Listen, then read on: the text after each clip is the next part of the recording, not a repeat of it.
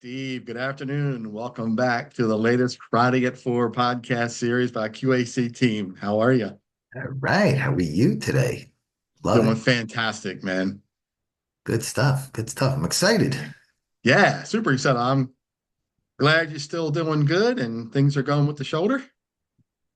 They're getting better. A little bit every day. There you go.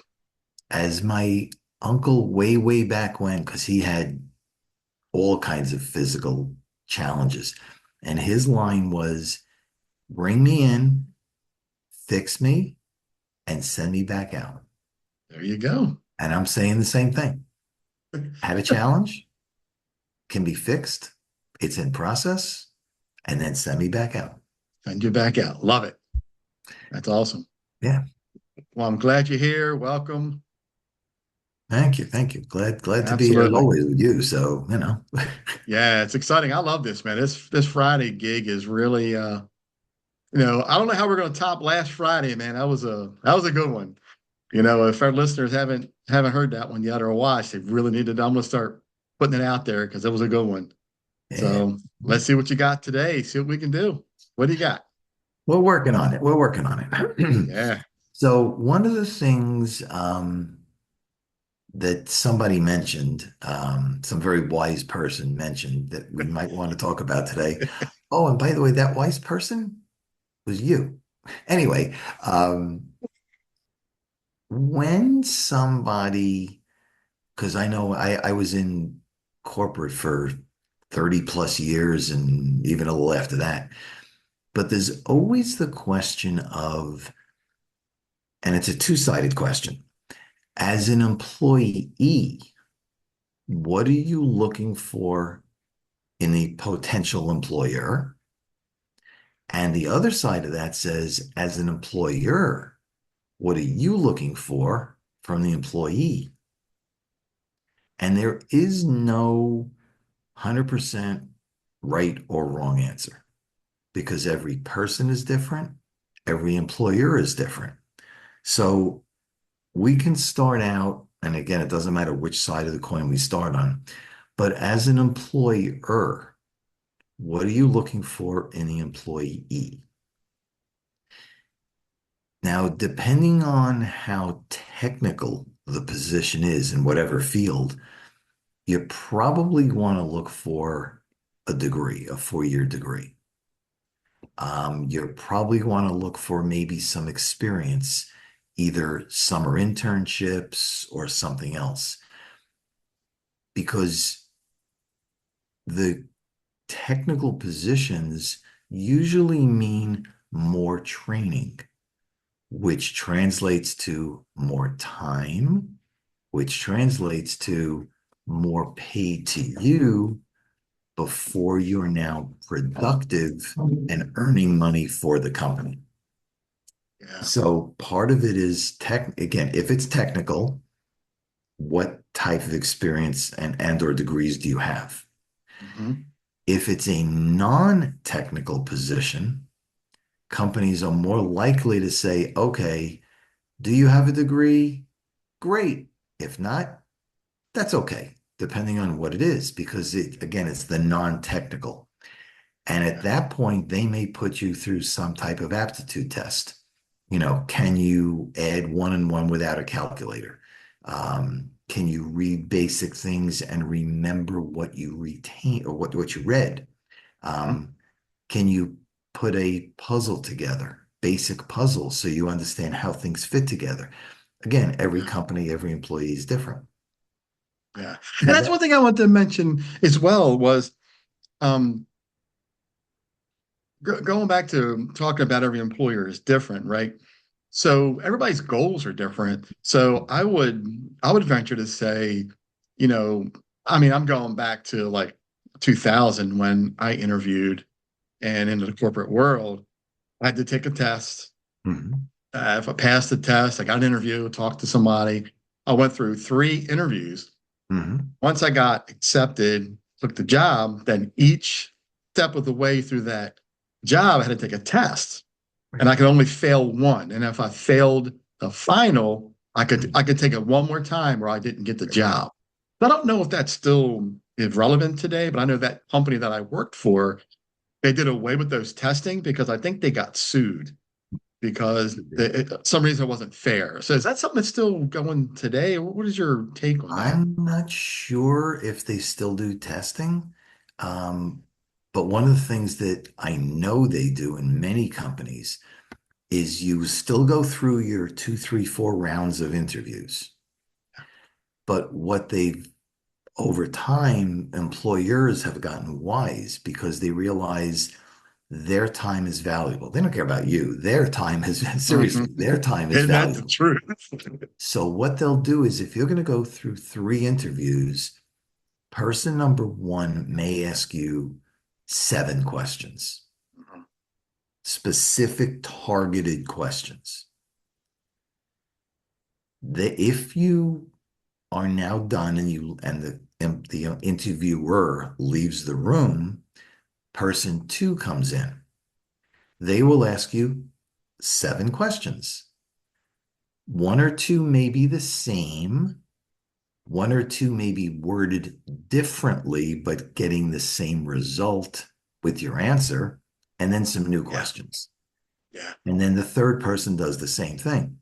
Now, after each person finishes, they take your answers and they put them into some type of computer program and they score them and rank them and do all kinds of whatever stuff they do behind the scenes. yeah, At the end of those 3 sets of questions, they're going to have a good idea whether you can or cannot do the job, fit into the group, yeah, really care about the company. They're doing this stuff. Whether you know it or not, they're doing this stuff. yeah, Because if they make an offer to you, most companies have a 3 month window where they can basically let you go for cause within 3 months. Because once they're more than 3 months, then it becomes an HR issue, it becomes an unemployment issue, and all those things. But if they want to do something and try you out for 3 months, yeah, it's only 3 months from their perspective. It's only 3 months, but it's 3 months. Do they have the right candidate? mm, Because then again, they're paying the salary. They're hoping to get an end result, which they may or may not get. But if they mm, have the right candidate, then they're ahead of the game because they know they're getting better results at the end, or at yeah, least the potential to get better results at the end. So right, it really is iffy. Um, and one of the things we talked about one of the previous episodes, just because you're in that room being interviewed and they're asking you all these questions, and again, there's certain things they can and can't legally, but assuming that's all legal, most people sit there and say, okay, thank you. I want to work for your company. How do you know that? How do you know that? yeah. You're Great looking up, question. you're looking up on the internet that XYZ company is a great place to work based on what? Yeah, You don't know. Now, there is a site out there called Glass, I believe it's called glassdoor.com. And that's where people anonymously can put in their comments about a right. company. Mhm. So, yes, great company spent 4 years, left for a better opportunity, but they were there 4 years. You could have another one that says, company is not good, management is not good, pays below grade, stay away. Or my example, right? I got my life and health insurance license. I lasted 2 months because I realized this company was not for me. Right. 2 months, And that Steve, 2 months. Yeah, but that Yeah, but that's what you want. And yeah, my caution for that is if you look at a site like glassdoor.com, don't just look at 1 or 2 posts or reviews. Read a whole bunch. Because if you only look at 1 or 2 and that 1 or 2 people had the bad experience, yeah. it's going to turn you away. But if you look at the other 10, 15, 20, 30, 50, 100 that are out there, they may all say good. So always discount the 1 or 2 worst and discount the 1 or 2 best and look at Now, the I in between. This is interesting. Now you're giving me a whole angle on my business here. Now, do I have to go work for all these companies to get my own professional reviews on how to work for these places? Nah, nah. But you should What a ask job that around. would be, right? That would be tough. That would be That would tough. be that would be a tough one. Yeah, but ask around. Yeah. The employer is asking you all kinds of stuff, but you have the same right to ask them. What type of training programs do you have? Hmm. Um, is this a new position or a refill of an existing position? Can I talk to somebody in the department? Um, is there written criteria for promotions? It shows that you're interested, but you also want a career. You're telling them without telling them, I'm not going to be here 6 months and leave. Yeah. And that's a good thing. The other side of this whole coin is as an employee, and you're going to, and we kind of talked about this a little bit, you're an employee going to a company. Again, do your research. Do you want it? Have you done research to know what they do, what their turnover is? How many people are being either they quit, they get fired. What's the turnover of employees? What's the salary ranges? Because the worst thing you want to do, and I'm completely guilty of this, I did not do this. And in my working career, I would go to a company, they would say to me, okay, this is the salary. And if I wanted it, I would say, okay. I did not do the research. Now, granted, this was before the internet, the days of the covered wagons when information wasn't as available. U.S. Postal Mail. Exactly. The drums, smoke signals. But if you have that information and again, I'm just throwing random numbers out here. If you do the research and find that the average starting salary is $50,000 and they offer you 40, and you believe that you have the experience and everything else, you could say to them, I've done my research. The average starting salary in this industry, the average starting salary in the company is 50,000. Is there any reason why you're offering so low? And you have to be prepared if you're going to do this. You have to be prepared. If they say no, it's 40 or nothing, you have to be prepared to get up and walk out. Yeah, the whole salary negotiation thing, that's a whole other topic because, It's a whole, yep, like you said, yeah, you got to really do your research on what they're paying, what they were paying, and what they're telling you. Because I've been on the end of a major corporation that whispered to me, well, this is what we're paying, but don't tell anybody else because we're paying you more than anybody else. But yet I heard that speech from 10 other employees that were yep. hired the same time I was. I say, well, wait a minute, you told me to say anything. And wait a minute, you're getting paid what I'm getting paid. Well, that's crazy, It There happens. are laws out there, and I'm not sure if it's just New York or it's across the country where they have to disclose what they're paying people. It can no longer, so to the situation you just went into, they can no longer say, hey, Chuck, the average salary is 30. We're giving you 35. You can't tell anybody. Yeah.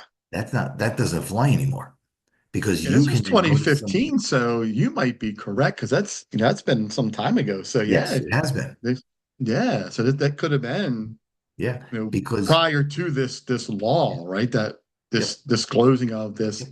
Because what was salary now. happening, Yeah, yeah, what's happening is, and it happened to me, if you start with a company and you like it for X number of reasons, you like it and you stay, the longer you stay with a company, the further you fall behind the going salaries.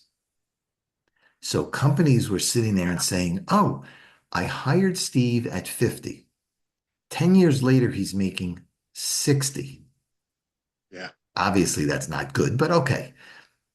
But then Charles comes along, applies their position, and they offer him 75. How does Steve feel? I've been there 10 years.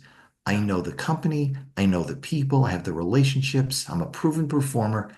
And you're offering Charles, who's an unknown quantity, 15,000 more than me? If I had another job, I'd be gone tomorrow. That's one of the main reasons why I walked away Yeah, was, no raises in the past 4 years, right. salary never increased, cost of living going up, health care going up. I was Yep, making less money by staying there. right. Therefore, I said, you know what? I'm losing money. I may as well just Mhm. find something else. Yeah, yeah. And that's what the law that was passed is all about. Yeah. Some type of equality. Now, the challenge, of course, to the company is if they're going to bring in somebody new who really, based on current salary brackets, should get that 75, Mm. you have to be prepared as a company to increase everybody else's salaries upwards. So there's some type of parity. Because if Yeah. you don't, you risk a lot of people leaving at the same time, then you're in trouble.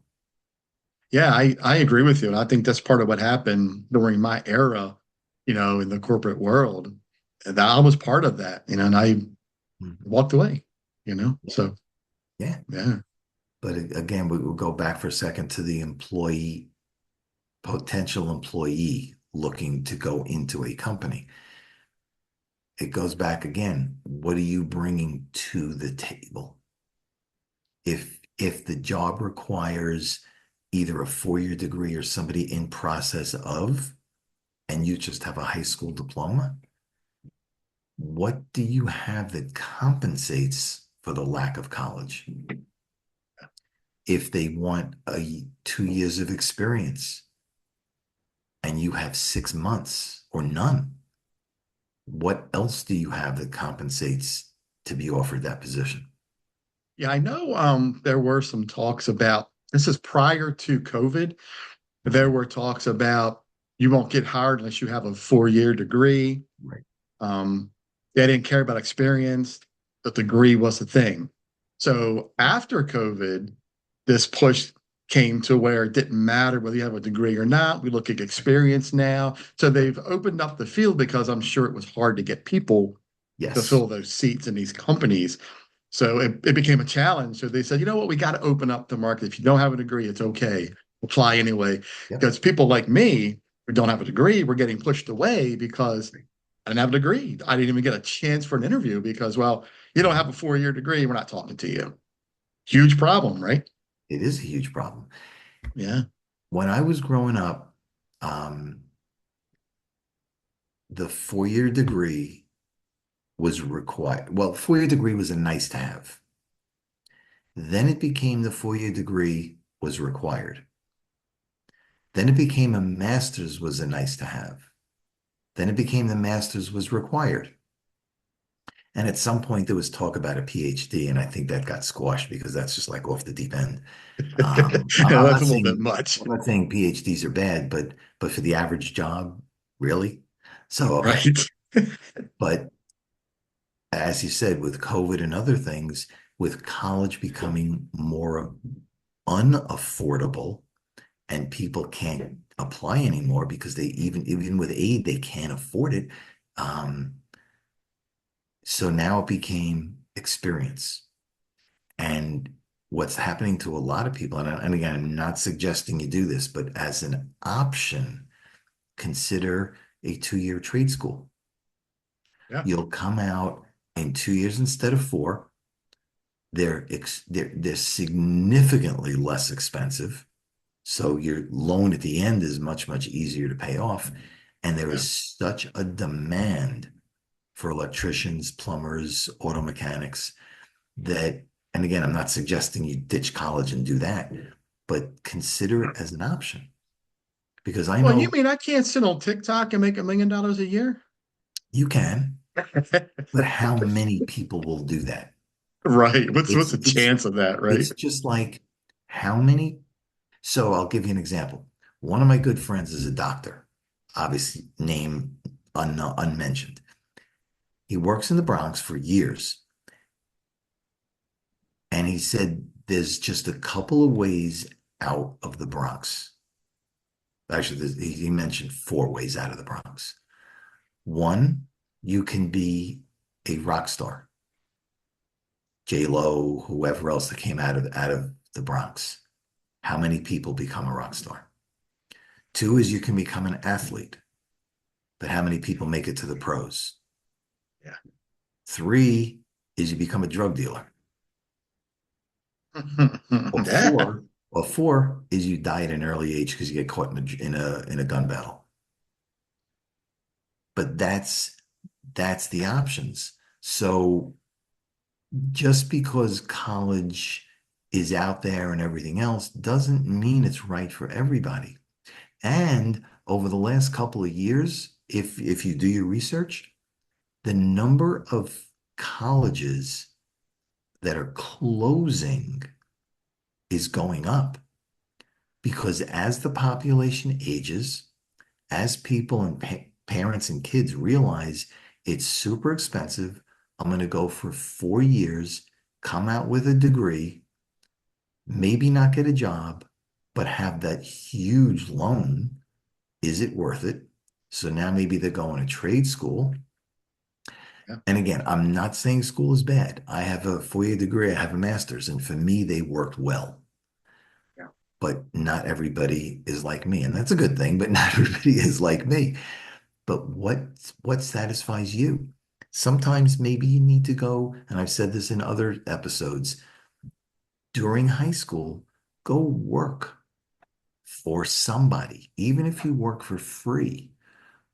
Try each summer to work for a different type of business that you think you like and Yeah. find out firsthand if it's just a nice thing or you really like it and can see yourself doing that. Yeah. That Yeah. to It's me. sad. I heard a story yesterday from a young woman who was talking about she was managing some younger employees. Hmm, And she said the consensus across her employees were, what's the point hmm, of working? What's the point of going to college? What's the point of doing anything? And I thought that was sad, right? Because here you have this younger generation who was going to supersede us. right, These are right.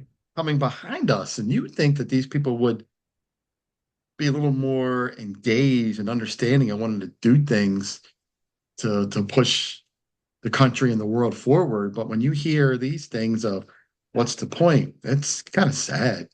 But there's a But I get it, whole, right? 'Cause college yeah, is so expensive, yeah. you know? But there's a whole generation of different attitudes, different approaches. Younger people are saying, hey, I see my parents working crazy hours, just getting by. Um, and then they say, why do I want to do that?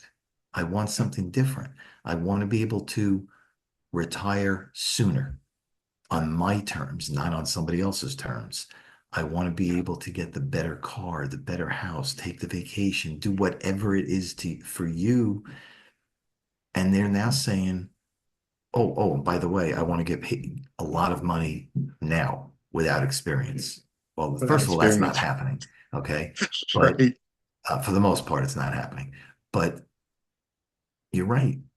Something has to spur them to change the attitude.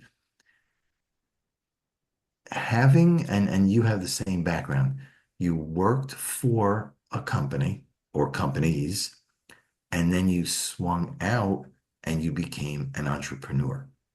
Yeah, There's pros and cons to both. I'm not telling you one way is better. It's not because it's not. But my suggestion is start as an entrepreneur. I'm sorry, start as an employee,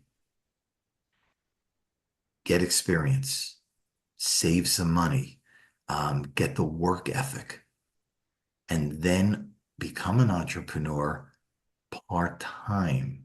Something yeah, because small. we both know entrepreneurship is not for the faint of heart. This is very challenging, and if you It don't is. have that mentality, you will fail. At 100%. And that's why I'm saying stay full time, start part time as an entrepreneur, give it a few hours a week.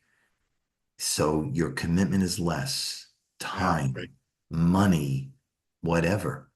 If you like it and it starts to grow, do it a little bit more and a little bit more and a little bit more.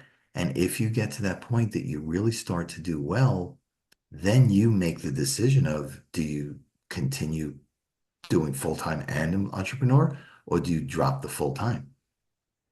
Yeah. Again, First everybody's time around different. took me 5 years to make that decision, Okay. So But it can be done. yeah. But if you're going to be an entrepreneur, you also have to remember in most cases, regardless of what you want to do, in most cases, you're young, you look young, you talk young, you act young. Get the experience, get some friends, get some clients, start young. Once I equate it to, and I may have used this before, if you're at the top of a mountain and you have a little snowball and you push it, that snowball is going to roll down the hill and gain momentum and eventually could become an avalanche. But as a young person first Huh. coming out, you're at the top with the snowball. You have not yet earned the right, in most cases, to push it down the hill. It takes time. I don't know how much time that is, but it takes the time. But once you get going and you have the dedication, there's no limit to what you can do as an entrepreneur. None. think, from my standpoint, what I've been through, I think if people work for a company, listen to what that company wants you to do, follow their rules, learn what they're doing. So you add it to your resume, your Mhm. repertoire of things you do. Right. And then as you move around from job to job, you pick up these extra skills and Mhm. then you start to see what you're good at. You get to see where you're excelling and where you need help at. And then you can see whether stay with a job or maybe entrepreneurship is for me, maybe it's not, maybe I stick to this type of work. And as you grow through a company, you grow through your life, you can really pick up and hone the skills that you find that are really for you. It takes a lot, but like you said, pick up. When I was again, in corporate for so many years, I was out of college at 23. And again, I had no clue what I wanted to do. And I hadn't yet found myself and who I wanted to be. So I looked at every company I worked for and I looked at every manager that I had. And I tried to follow what I thought were the better points of each person. Were they kind? Were they caring? Did they provide training? How did they talk to me? As opposed to at me, did they talk to me? Um, Yeah. and all those things. And over the years, I came to realize, to what you said, what I wanted to be and what I did not want to be. Yeah. Right. And that's a Yeah. big, and you don't have that at 18, 20, 23. You may not even by 30, but it Yeah. has to start somewhere. Yeah. I was very fortunate growing up that as I look back at what I've done through my life and my careers, Mhm. I was very fortunate to just fall into everything customer service. It was just in me. Mhm. Mhm. And it followed me and I was able to really, you know, put out there that this is what I do. And every correct and incorrect job followed me with customer service to put me where I am today because it molded me. Right. Each job as I grew with them and as I grew away from them, it taught me that customer service is where I need to be, you know, and that's where I am today. There you go. So But you found it. yeah, A lot of people takes a little yeah, longer, but that's okay. yeah. It took me a while, but as I look back, every job really pushed me in this direction because if I would have, for example, if I would have passed my Network Plus exam back in early 2000, 2001, Hmm. I would have been a network engineer working for a telecommunications company, but I failed that test. And I look back at it, I failed that test for a reason because Correct. that's not what I meant to do. Correct. That's a thing I had to learn. So I'll leave you with one final thought that I was watching a YouTube video today for my company, and the two founders of the company had a like a 35, 40 minute video that they put out. And one of them said, make every day a day to do something big Mm, for you, your family, whoever. Look at every day to do something big. Don't continue to accept status quo. yeah, that's powerful because as I look at the end of my days every day before I journal, I always write down what I do and what I Mm, accomplished for today, right. but I never really thought about what did you do big today, that's Yep. huge, Steve. Yep. How do you step out of your comfort zone? What are you doing big to move you to the next level? Yeah, I appreciate that because that really hit. When you said that, that really hit because Mhm. that's a powerful statement. Yeah. I haven't stepped out of my comfort zone in probably a week now, got to Yep. get there. Yep. And everybody that's watching and listening, do the same. What is it that you're wanting to do? Step out that comfort zone and make a change, right? Yep. As we say every single week, Charles and I are here for you. This is, if you haven't figured it out by now, what we talk about is completely unscripted. It's real. When we don't make any of this stuff up, this is real. That's what I So like about this, Steve. We just go with it, man. We we pick a do, subject and we we just do. want to help. Yep. So if you have any questions, thoughts, comments, just want to kick something around, give us a holler. Um, Charles, your website is, oh, your email is, Chuck at QACteam.com. there you go. So And give us a Steve, holler at chuck@qacteam.com. What we're going to talk about, we promise you, is confidential. There's no cost for this. But if we can help you bounce ideas, give you whatever, that's what we're here for, is to help yeah, you. yep. And how do we reach Steve? Steve at stevekentfs.com. Awesome. What another great conversation, Steve. I love Yeah. it. Yeah. Thanks for I'm coming excited. on.